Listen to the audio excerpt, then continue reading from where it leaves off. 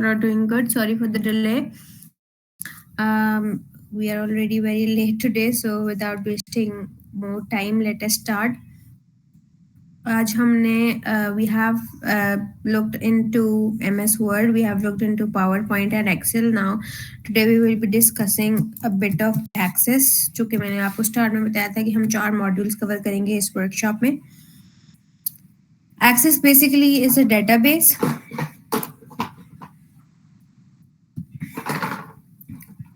Access basically is a database. जैसे कि हमने देखा कि वर्ड पे आप सिंपल, ये बात तो मैंने हर उसमें रिपीट की है कि वर्ड पे आप सिंपल क्रिएट करते हैं जो भी आपकी डॉक्यूमेंट्स वगैरह होते हैं. ठीक है. पावर पॉइंट पे हम देखते हैं स्लाइड्स, प्रेजेंटेशंस आपने जो बनानी होती हैं, स्लाइड्स वगैरह जो आपकी होती हैं, वो वाली सारी चीज़ें. और एक्सेल पे हमने देखा था कि आप शीट्स वगैरह कैसे क्रिएट कर सकते हैं. और इसमें भी यही चीज़ है. क्वेश्चन अराइज होता है कि why we are using database जब हम एक्सेल पे, क्योंकि डेटाबेस पे भी आप शीट्स वगैरह ही बनाते हैं. मतलब अगर आपने कोई लिस्ट्स वगैरह क्रिएट करनी है तो आप डेटा एक्सेस को यूज़ कर लेते हैं. But the question arises is कि अगर हम एक्सेल को यूज़ करके शीट्स बना सकते हैं विच इज़ क्वाइट ईजियर, तो हम फिर डेटाबेस को एक्सेस को क्यों यूज़ करते हैं. तो द आंसर इज कि आपके पास जो एक्सेस है वो MS एक्सेस, वो बेसिकली एक डेटाबेस है. उस पर आप लिंकेज क्रिएट कर सकते हैं between files, between lists, between forms. ठीक है. उस पर एक लिंकेज क्रिएट होती है. दूसरा, उससे आप फॉर्म्स जो भी आपने लिस्ट बनाई है उसके अकॉर्डिंग अगर आप कोई फॉर्म जनरेट करना चाहते हैं तो आप वो फॉर्म जनरेट कर लेते हैं. सेकेंडली फिर आप उसके थ्रू रिपोर्ट्स भी अगर कोई जनरेट करना चाहते हैं तो आप उसके थ्रू रिपोर्ट जनरेट कर लेते हैं. तो ये सारे काम एक्सेल पे नहीं होते. एक्सेल पे सिंपली सिर्फ आप लिस्ट बना सकते हैं और कोई काम एक्सेल पे नहीं होता. सो let me share the screen first.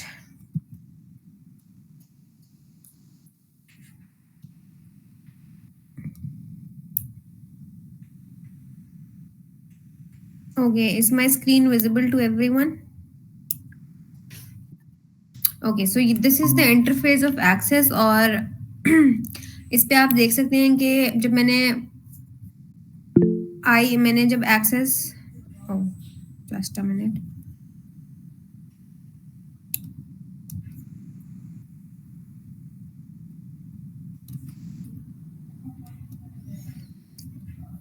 आपने सिंपल एक एक्सेस यहाँ से जाकर आपने सिंपली एक्सेस को ओपन करना है और यहाँ पर आपने सिंपल एक ब्लैंक डेटाबेस पे क्लिक करना है. You can give it what ever name you want. ठीक है. डेटाबेस को आप कोई भी नाम दे सकते हैं. IGP वर्कशॉप का मैंने इसको नाम दे दिया. And then you have to click on create. तो इस तरीके का आपके पास एक इंटरफेस ओपन हो जाएगा डेटाबेस का. अब जब मैंने इनिशियल ये खोला डेटाबेस और मैंने इसका जो स्टार्ट किया, जब सिंपल एक ब्लैंक डेटाबेस क्रिएट की, तो जो मेरे पास इंटरफेस ओपन हुआ उसमें एक टेबल पहले से क्रिएटेड है. उन्होंने मुझे एक फील्ड दी हुई है. अब जो एक्सेल था आपके पास उसमें आप कहते थे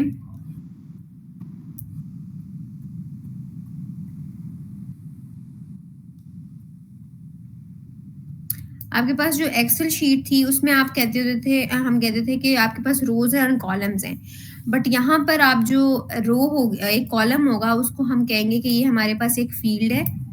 ये जो एक आईडी का एक पूरा कॉलम है, इसको हम कहेंगे कि ये हमारे पास एक फील्ड है और यहाँ पे इसी तरीके से नेक्स्ट फील्ड्स ऐड हो जाएंगी. और ये जो हमारे पास रोज होंगी इसको हम जनरली कहते हैं कि ये हमारे पास रिकॉर्ड्स है.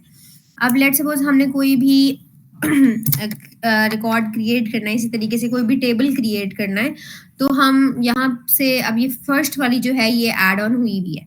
ठीक है. अगर मैं इसको रीनेम करना चाहती हूँ तो मैं यहाँ पर क्लिक करूंगी, बैक स्पेस, और मुझे कोई भी नाम लिखना है. लेट सपोज हम कोई इस तरीके का लिस्ट जनरेट करते हैं जो कि कस्टमर से किसी भी ब्रांड के या किसी भी स्टोर के, बेकरी के कस्टमर्स को डील करिए. ठीक है. कस्टमर ID मैं इसका नाम रख देती हूँ. अब ये जो आपके पास ID है, then you have to enter. ठीक है. अब ये जो आपके पास ID है ये ऑटोमेटिकली ऐड होगी. मतलब you can refer it to as a serial number, कि जैसे जैसे मैं इसमें एंट्रीज करती जाऊंगी ये ऑटोमेटिकली खुद ही चेंज होती रहेगी. For the first entry it will be 1, for the next entry 2, for the next entry 3 and so on. फिर उसके बाद आपके पास नेक्स्ट फील्ड्स चूज करने का आपके पास ऑप्शन है। इसी तरीके से आपके पास जो नेक्स्ट फील्ड होती है जो आपने खुद रखनी है, ये तो जो कस्टमर आईडी है ये आईडी ही होनी चाहिए, it will be specifically a number, उसकी जो डेटा टाइप है दैट्स फिक्स्ड। अभी जो नेक्स्ट चीज जिस पे क्लिक हुआ हुआ है, यहाँ पर मैं इस ड्रॉप डाउन पे क्लिक करके I can change the data type. Data type change करने का मतलब ये है कि इस फील्ड में, इस कॉलम्स में जो भी एंट्रीज होंगी वो किस तरीके की हो सकती हैं। शॉर्ट टेक्स्ट हो सकती है, अगर मैं कोई नंबर की एडिशन, लेट्स सपोज अगर मैं कहती हूँ कि इस लिस्ट में मेरे पास यहाँ पे फोन नंबर एंटर होंगे सारे, तो उसको मैं फिर उसकी डेटा टाइप नंबर रख दूंगी। इसी तरीके से लार्ज नंबर, करेंसी, इफ अगर कोई डेट एंड टाइम है, कस्टमर कोई चीज बुक कर रहा है या कोई ऑर्डर कर रहा है, तो उसका अगर डेट एंड टाइम हमारे पास है तो हम फिर उसका जो डेटा टाइप है उसको डेट एंड टाइम रख देंगे। इसी तरीके से रिच टेक्स्ट, लॉन्ग टेक्स्ट, ये सारी डेटा टाइप्स हैं। शॉर्ट टेक्स्ट में यूजुअली आपके पास 255 कैरेक्टर्स आ जाते हैं, सो हम मोस्टली जो छोटे छोटे काम होते हैं उनके लिए शॉर्ट टेक्स्ट ही प्रेफर करते हैं अगर आपने कुछ अल्फाबेटिकली एंटर कराना है, तो हम इसको शॉर्ट टेक्स्ट कर लेते हैं। ठीक है, अभी हमारे पास उन्होंने ना फील्ड 1 का नाम रखना है, बट यहाँ पर हम इसको दे देते हैं फर्स्ट नेम, और यहाँ पर जो ये है इसको भी हम शॉर्ट टेक्स्ट सेलेक्ट करते हैं और इसका हम नाम रख लेते हैं लास्ट नेम। ठीक है, अब यहाँ पर हमारे पास लेट्स सपोज हम जो ऑर्डर बुकिंग डेट है, ठीक है, वो हम रखना चाह रहे हैं। नेक्स्ट फील्ड हमारे पास ऑर्डर बुकिंग डेट होगी, या हम लेट्स सपोज कोई नंबर रख लेते हैं, लेट्स सपोज हम पहले फोन नंबर रख लेते हैं। यहाँ पर नेक्स्ट फील्ड में हम इसको कोई डेट एंड टाइम रख लेते हैं। डेट एंड टाइम पर रख लिया, और यहाँ पर हमने डेट एंड टाइम यहाँ कर देते हैं ऑर्डरिंग डेट। ठीक है, इसी तरीके से जैसे हमने कहा था कि आप उसका इंक्रीज कर सकते थे साइज, वैसे ही आप इधर से भी इसका भी इंक्रीज कर सकते हैं।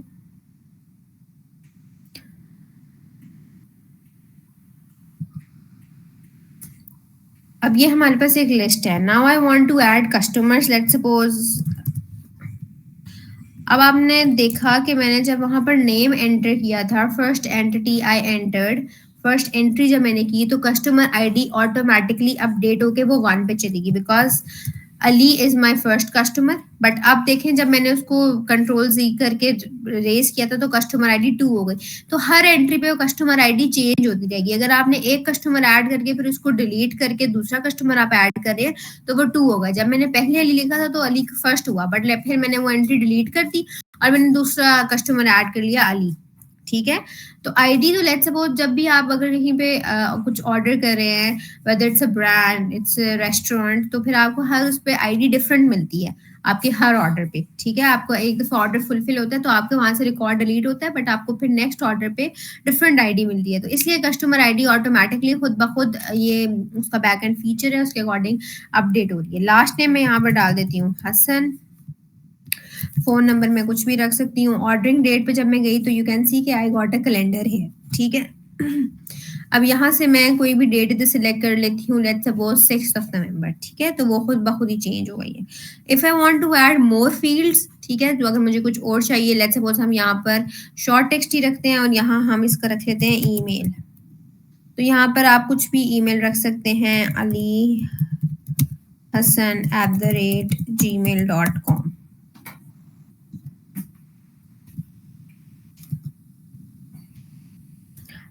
एक और चीज कि अगर आप डेटा टाइप चेंज करना चाहते हैं तो आपने उस फील्ड पे क्लिक करना है, यहाँ पर आप आएंगे डेटा टाइप के ऑप्शन पे and you can change the data type. अब यहाँ पर हम इसको अगर हाइपर लिंक पे क्लिक करेंगे तो ये आपके पास ईमेल्स यूजुअली लिंक्स की फॉर्म में होते हैं। तो यू कैन सी कि अब ये मेरे पास किस फॉर्म में आ गया है, इट्स ब्लू।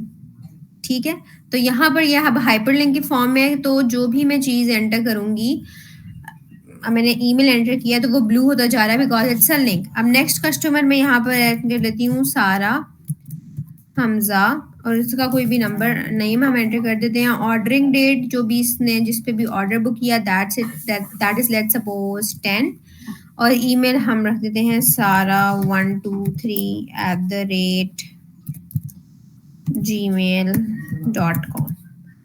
अगेन जब हम नेक्स्ट कस्टमर ऐड करते हैं सो उनका हम नाम रखते हैं Ahmad Mujtaba, any number, and let's suppose the ordering date is 13th of November, और यहाँ पर हम इसका रख देते हैं mujtaba@gmail.com. These are just random entries I am doing. अब ये आपने कुछ इस तरीके की लिस्ट जनरेट कर लिया। अब हम इस टेबल का यहाँ पर राइट क्लिक करेंगे, ठीक है। इधर आकर मैंने इस एरो के ऊपर राइट क्लिक, इसके बार के ऊपर राइट क्लिक किया। I am gonna click on save and I am just changing the table name and I am writing it customers. अब ये मेरे पास एक लिस्ट टेबल क्रिएट हो गया है ऑफ कस्टमर्स। अब मैंने एक और टेबल क्रिएट करना है, लेट्स सपोज। तो मैं क्रिएट पे जाऊंगी, I will click on table, तो मेरे पास एक नया टेबल क्रिएट हो गया।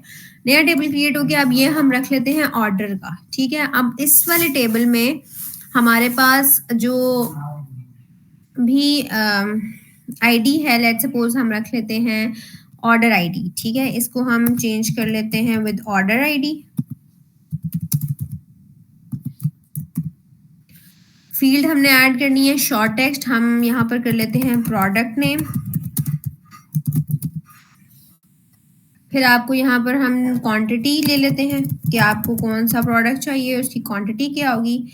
फिर यहाँ पर हम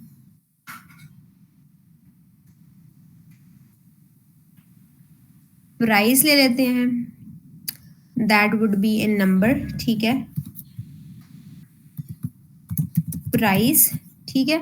यहाँ पर हम ले लेते हैं एक और फील्ड और वो हम चले जाते हैं कैलकुलेटेड फील्ड पे। लेट्स सपोज हम ले लेते हैं total price. Product name, if one customer is ordering, कोई भी आप प्रोडक्ट ले लेते हैं। इफ ही इज कोई स्टेशनरी की हमारे पास लेट्स सपोज शॉप है and he is ordering any pen, ठीक है। अब अगर वो एक पेन ऑर्डर कर रहा है और क्वांटिटी उसकी ही इज ऑर्डरिंग 2 पेन्स और एक पेन की प्राइस आपके पास 20 रुपीज है, तो जो टोटल प्राइस है that will be different because उसने 2 पेन्स ऑर्डर किए हैं, तो वो प्राइस आपके पास 20 × 2 होगी। तो हम टोटल प्राइस में हम कैलकुलेटेड की फिगर में चले जाते हैं, कैलकुलेटेड फील्ड में, and we will be getting here a number, ठीक है। कैलकुलेटेड फील्ड में जाएंगे, हमारे पास नंबर, हम नंबर पे क्लिक करेंगे तो यू कैन सी कि हमारे पास इस तरह का एक इंटरफेस ओपन हो गया। अब हम किस चीज को किसके साथ मल्टीप्लाई करेंगे वो हम इधर देख लेते हैं कि हमने करना है क्वांटिटी को, क्वांटिटी पे आप डबल क्लिक करेंगे वो उधर ऐड हो जाएगी। अब यहाँ पर आपने एक फार्मूला, एक एक्सप्रेशन क्रिएट करना है कि आप वहां पर कौन सा जो फार्मूला है वो एंटर करना चाहते हैं। क्वांटिटी मल्टीप्लाई होगी प्राइस के साथ। अगर लेट्स सपोज 50 रुपीज की कोई चीज है, he is purchasing, the customer is purchasing 2 of them, तो आपके पास 2 × 50 होगा, तो हम 2 क्वांटिटी मल्टीप्लाई होगी विद द प्राइस, ठीक है। 1 second,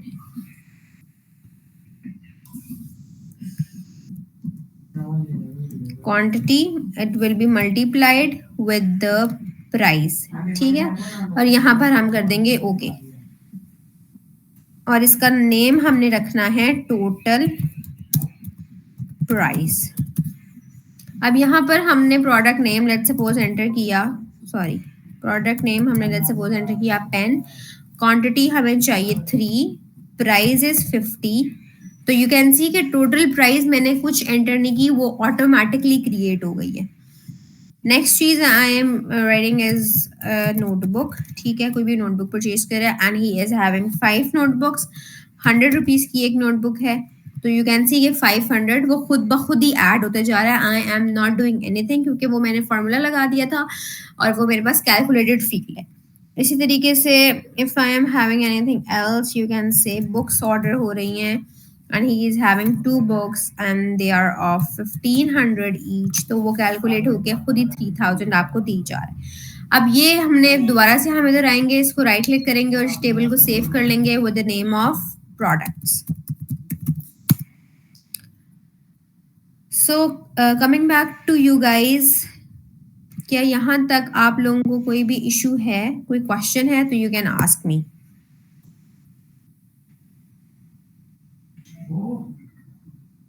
And if no questions then okay. अब हम एक चीज देखते हैं कि let's suppose we have to create a linkage, ठीक है।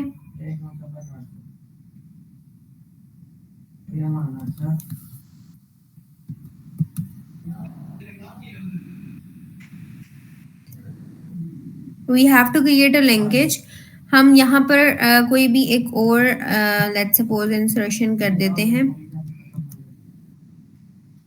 बल्कि पहले मैं आपको एक चीज़ बता देती हूँ कि यहाँ पर आप फ़ील्ड्स को सेलेक्ट करके इनको डिलीट वगैरह भी कर सकते हैं। इसमें okay, just a minute, let me check.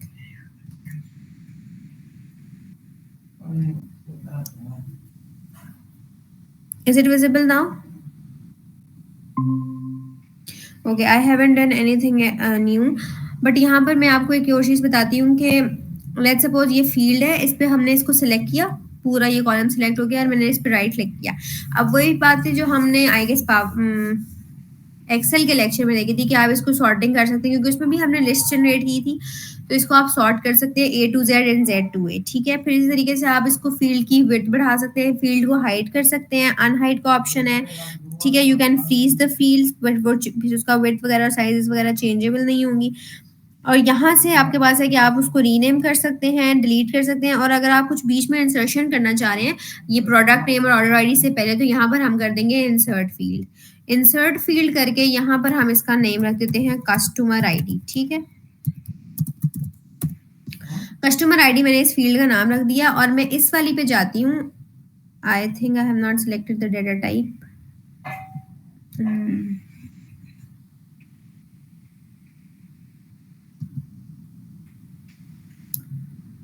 अच्छा, यहाँ पर मैंने इसका रख दिया है कस्टमर आईडी की फील्ड सिलेक्ट कर दी है। अब मैं कस्टमर्स वाले पे वापस जाती हूँ and let me create a linkage.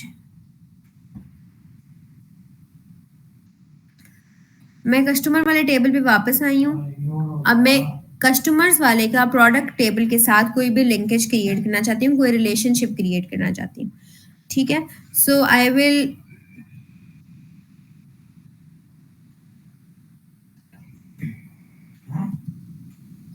Come on database tools, ठीक है।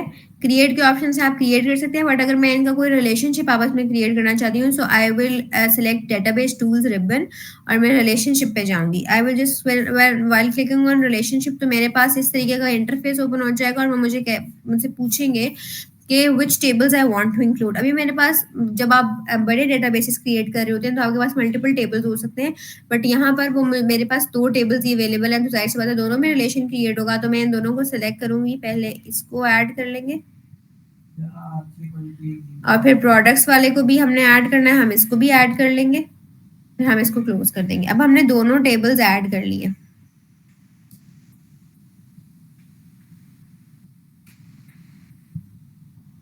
और मैंने जो कस्टमर आईडी ऐड की थी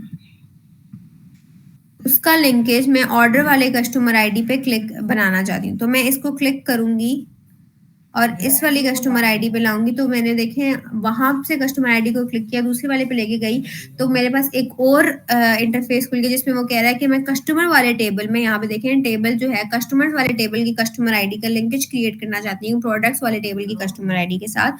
यहाँ पर जाके मैं इसको क्रिएट करने का कहूंगी, तो नाउ यू कैन सी कि मेरे पास इन दोनों में एक रिलेशनशिप क्रिएट हो गया, एक लिंकेज क्रिएट हो गया है बिटवीन दीज टू एंटिटीज, ठीक है। सो ये हमारे पास एक तरीका है रिलेशनशिप क्रिएट करने का।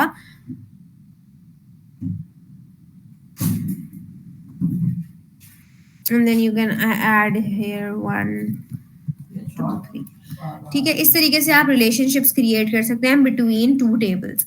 अब हमने लेट्स सपोज ये हमारे पास एक टेबल है कस्टमर्स का, हम इसी के टेबल के थ्रू, अब यहाँ पर तो हम खुद एंट्रीज कर रहे हैं, ठीक है, यहाँ पर हम खुद एंट्रीज कर रहे हैं, बट इफ आई वांट कि मेरे पास कोई भी अगर अननोन पर्सन है तो वो भी, उसके पास भी एक इस तरीके का फॉर्म हो और वो इसमें एंट्रीज कर सके लिस्ट के अलावा, ठीक है, जो थोड़ा सा उसकी जो स्क्रीनिंग है वो इजी हो और वो एंट्री कर सके इन द फॉर्म ऑफ, वो एक फॉर्म की स्टेट पे हो। तो मैं क्रिएट पे जाऊंगी, अब मैंने कस्टमर टेबल ही सिलेक्ट किया हुआ था, मैं क्रिएट पे जाऊंगी and I will click on form. So you can see कि मेरे पास फॉर्म क्रिएट हो गया और यहाँ पर ये मेरे पास कस्टमर आईडी के साथ लिंकेज है कि ऑर्डर आईडी मेरे पास 2 थी तो उसने नोटबुक ऑर्डर की है, ठीक है। इसी तरीके से अगर मैं नेक्स्ट कस्टमर पे जाती हूँ, सो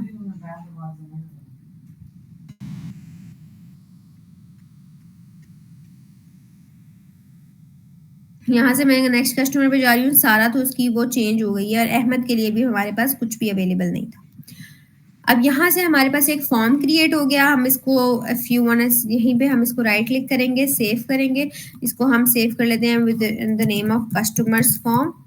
ठीक है, तो ये हमारे पास फॉर्म्स के उसमें आ गया। अगर हम प्रोडक्ट्स का भी इसी तरीके से फॉर्म क्रिएट करना चाहते हैं तो हम प्रोडक्ट्स पे जाएंगे, हम क्रिएट पे जाएंगे, हम फॉर्म पे जाएंगे, तो हमारे पास इस तरीके से प्रोडक्ट्स का फॉर्म क्रिएट हो जाएगा।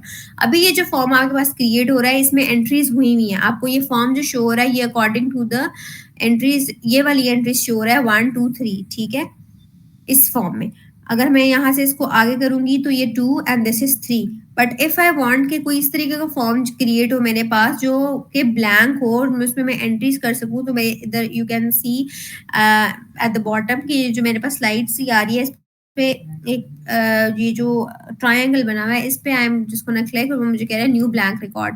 तो यहाँ पर मेरे पास ये न्यू ब्लैंक रिकॉर्ड आ गया है और यहाँ पर फिर मैं इसमें एंट्रीज कर सकती हूँ। इसी तरीके से जो कस्टमर फॉर्म है उसमें भी मैं यहाँ पर न्यू ब्लैंक रिकॉर्ड पर जाकर इधर मैं यहाँ पर एंट्रीज कर सकती हूँ। ठीक है, अब इस वाले को भी हम सेव कर लेते हैं with name of products form. ठीक है, यहाँ पर आप एंट्रीज करते जाएंगे, वो आपको फॉर्म में शो होती जाएगी। फिर अगर एक और चीज यहाँ पर होती है, अगर आप इसको in the form of report create करना चाहते हैं, ये जो आपकी लिस्ट है ये in the form of report आपको शो हो, तो आपने फिर अगेन क्रिएट पे जाना है। आपने फिर यहाँ से सिलेक्ट करना है रिपोर्ट।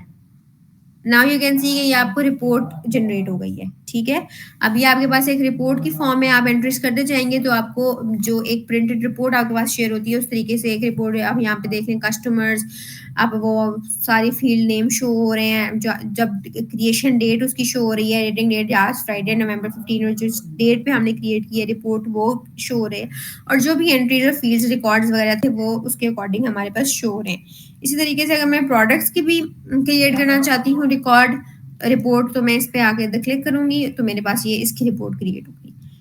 अब यहाँ पर बीच में लेट्स सपोज इसका भी हम इसको सेव कर लेते हैं कस्टमर्स रिपोर्ट के साथ, और इसको सेव कर लेते हैं हम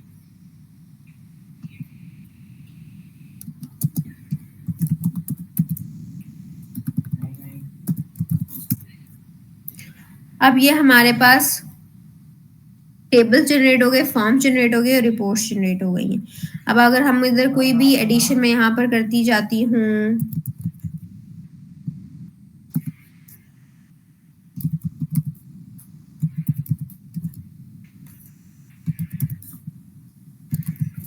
phone number, ordering date, again हम यहाँ पर कुछ भी क्रिएट कर लेते हैं।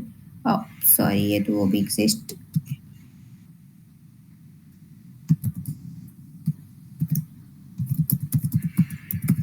And I am just simply entering the details. अब यहाँ पर हमारे पास नंबर टाइप थी तो हम इसमें टेक्स्ट एंटर नहीं कर सकते, you have to make it clear.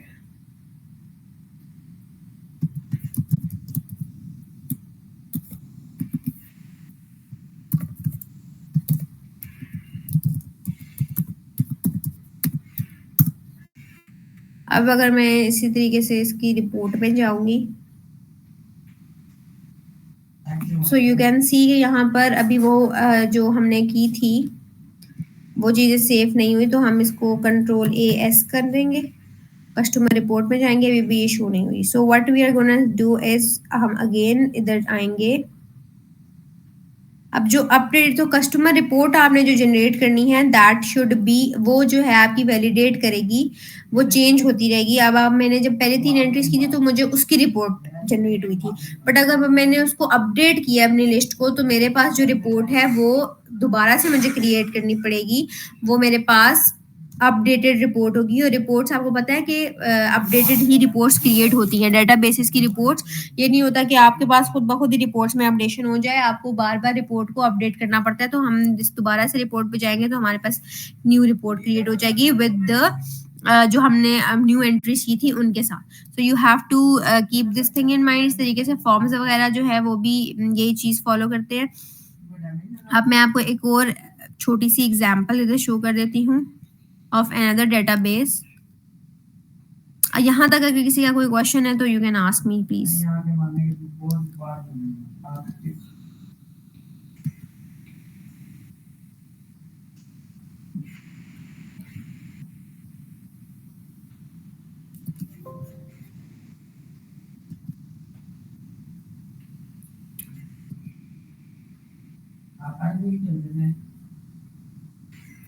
If you have any questions up till now, so please feel free to ask.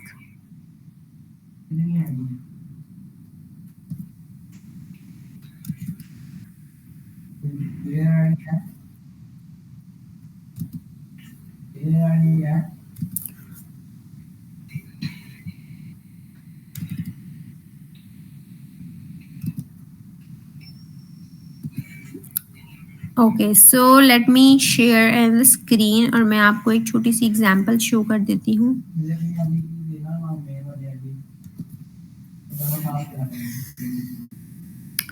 Similar ये है, इसमें अब आप देख सकते हैं कि यहाँ पर different databases, data types use हुई हुई है। वो मैं आपको बता देती हूँ कि यू कैन सी के बुक आईडी तो उन्होंने ऑटोमेटिकली वो ऑटो नंबर पे है, ठीक है। टेबल फील्ड्स वाले पे जाएंगे, यहाँ से हम देख सकते हैं कि इसकी डेटा टाइप क्या है, ऑटो नंबर है, जो कि हमने पीछे दी थी। इसकी फील्ड आपके पास शॉर्ट टेक्स्ट है, ऑथर की फील्ड भी आपके पास शॉर्ट टेक्स्ट है, जॉनरा की फील्ड भी आपके पास शॉर्ट टेक्स्ट है, आईएसबीएन की भी आपके पास शॉर्ट टेक्स्ट है, बट आप इसको नंबर भी रख सकते थे। पब्लिशर आईडी की भी अभी शॉर्ट टेक्स्ट है। अवेलेबिलिटी स्टेटस की हमारे पास येस और नो है, ठीक है। ये चेक बॉक्स है and this is of yes and no, और यहाँ पर आपने इसको टिक, वो आई गेस मैंने आपको पिछली वाली में नहीं बताया, बट अगर यहाँ पे हम क्लिक टू ऐड करते हैं और ये हम यहाँ पर येस एंड नो करते हैं, तो आपके पास फील्ड इस तरीके की आएगी, ठीक है। और आपने फिर उसको सेलेक्ट करना होगा, इफ इट्स अवेलेबल तो आपने इसको टिक मार्क करना है, इफ इट्स नॉट अवेलेबल तो फिर आप उसको एम्प्टी छोड़ते जाएंगे। जो जो चीज अवेलेबल है आपने उसको टिक मार्क कर लेना है, ठीक है। अभी हमने इसको फॉर एक्सप्लेनेशन डाला था, तो हम इसको यहाँ से डिलीट कर देते हैं। अब यहाँ पर कॉस्ट आप देख सकते हैं, कॉस्ट की करेंसी में हमारे पास है फील्ड। अब तो आपके पास फील्ड्स भी बहुत ज्यादा होती हैं, मल्टीपल फील्ड्स अवेलेबल है, तो आप यहाँ से इसको देख सकते हैं, ठीक है। Short text, long text, number, date and time, currency, yes no की भी और करेंसी वाली फील्ड भी कवर हो गई है। काउंट की भी इस तरीके से आपके पास नंबर की फॉर्म में है, स्टूडेंट आईडी की आपके पास शॉर्ट टेक्स्ट की फॉर्म में। और यहाँ पर ये सारे टाइटल्स ऐड हुए हैं ऑफ द बुक्स, उनके ऑथर्स हैं, जॉनर्स लिखे हुए हैं, उनके नंबर्स हैं। Then we have import student file, ठीक है। और ये आपके पास जो है स्टूडेंट की ID, student who is having या परचेजिंग अ बुक, तो उसकी क्वांटिटी वगैरह शो हुई है। और यहाँ पर टोटल कॉस्ट के ऊपर यू कैन सी कि आपके पास कैलकुलेटेड फॉर्मूला लगा हुआ है ऑफ द करेंसी, जो कि आपकी टोटल जो कॉस्ट है उसको मल्टीप्लाई करके क्वांटिटी के साथ आपको टोटल कॉस्ट शो करेगी। इसी तरीके के स्टूडेंट्स के हमारे पास ये सारी डिटेल्स आ गई हैं, date of submission, semester programme, emails and all of those. फिर आपके पास इस तरीके से पब्लिशर का लिस्ट है कि बुक पब्लिशर जो है, बुक जिसने पब्लिश की है उसका क्या सिनेरियो है आपके पास, उसकी क्या लिस्ट है। और इस तरीके से फिर इन सब के आगे से आपके पास रिपोर्ट्स जनरेट हुई हुई है, बुक्स रिपोर्ट आपके पास जनरेट हुई है, यू कैन सी। देन आपके पास पब्लिशर रिपोर्ट जनरेट हुई हुई है, ठीक है। देन आपके पास स्टूडेंट्स रिपोर्ट जनरेट हुई हुई है, एंड देन इसी तरीके से आपके पास फॉर्म्स जनरेट हुए हुए हैं फॉर इंडिविजुअल स्टूडेंट्स, ठीक है। यहाँ से आपके पास ये 1 2 सॉरी ये वाला जो फॉर्म है, दिस इज ऑफ बुक्स, और स्टूडेंट फॉर्म नेक्स्ट मैं आपको दिखाती हूँ। So this is the form of the books, और अगर आप न्यू एंट्री करना चाहते हैं तो ये आपके पास ब्लैंक फॉर्म है। इसी तरीके से स्टूडेंट फॉर्म आपके पास ये है ऑफ ऑल द स्टूडेंट्स, ठीक है, जो भी उनका एड्रेस डिटेल्स, उनकी सिटी, उनका कॉन्टैक्ट डिटेल्स सब, और ये this is for the new customer. So ये एक छोटी सी एग्जांपल है which I have showed you. और इसी तरीके से आपने भी, आपकी असाइनमेंट ये है कि आपने कोई डेटाबेस क्रिएट करनी है विद आपके पास उसमें टेबल्स होने चाहिए, आपके पास उसमें फॉर्म्स होने चाहिए। अगर आपके पास आप 2 भी क्रिएट करें, 2 टेबल्स, 2 फॉर्म्स और 2 रिपोर्ट्स, अब आपने इसी तरीके से उसका कोई रिलेशनशिप क्रिएट करना है आपस में। आपके पास जो भी डेटाबेसेस सॉरी जो फॉर्म्स हैं, जो टेबल्स हैं, उनका आपस में रिलेशनशिप क्या है, आपने वो भी शो करना है। सेकेंडली फिर आपने कोशिश करनी है कि आप मोस्टली डाटा टाइप्स को कवर करें। जो जो डाटा टाइप्स हम लोग ने देखी हैं, जैसे करेंसी की है, आप वो वाली उसको कवर ज़रूर करें। आपने देखा कि आपके पास अवेलेबिलिटी स्टेटस की है, आप उसको भी यूज़ कर सकते हैं। आपके पास कैलकुलेटेड की है, वो बहुत ज़रूरी है, वो आपकी जो भी टेबल है उसमें आपके पास होनी चाहिए। तो इस तरीके से आपने एक लिस्ट जनरेट करनी है जिसमें आपने डिफरेंट डेटा टाइप्स यूज करनी है, आपने 2 टेबल्स क्रिएट करने हैं, आपने उनका रिलेशनशिप शो करना है। And I guess I haven't shown you the relationship of this example. मैं आपको इसका रिलेशनशिप भी शो कर देती हूँ, कैसे आप रिलेशनशिप क्रिएट कर सकते हैं बिटवीन द टेबल्स। मैंने आपको बताया था कि आप जो हमने अभी एग्जांपल की थी उसमें मैंने आपको बताया था कि आप रिलेशनशिप कैसे क्रिएट कर सकते हैं।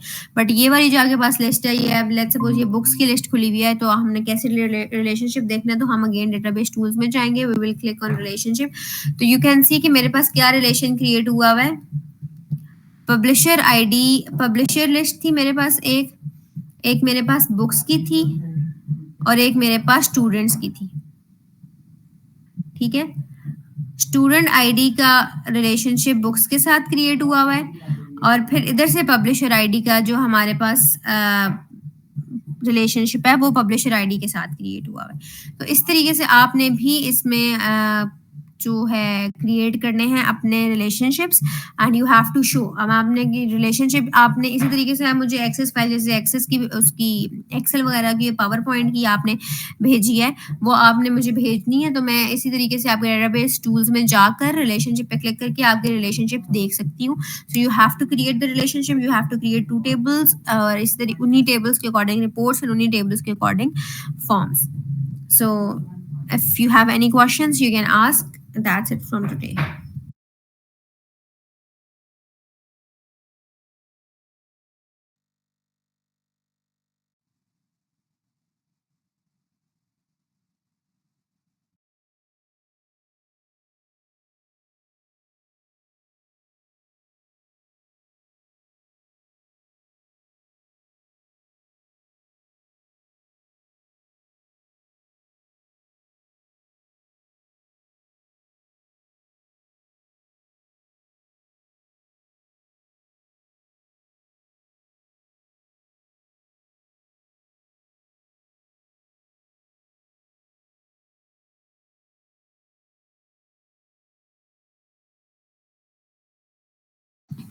And if you don't have any questions, then you can leave the meeting.